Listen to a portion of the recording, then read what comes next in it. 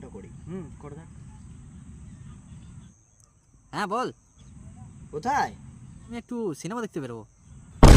একবার আমাকে বললি নাই তো? না রে, আমি গার্লফ্রেন্ডের সাথে বেরোবো। তুই আমার সাথে সিনেমা দেখতে যেতিস, তুই এখন গার্লফ্রেন্ডকে পেয়ে আমাকে ছেড়ে দিলি? দিনটা তোর শরীর খারাপ হতে আমি ওষুধটা এনে দিয়েছিলাম, তোর গার্লফ্রেন্ড নয়।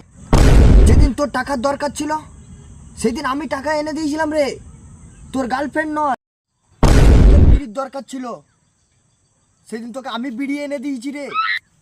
মনে আছে সেই দিনটা, যেই দিন তোর ব্রেকআপ হয়ে গেছিল তোর গার্লফ্রেন্ডের সাথে?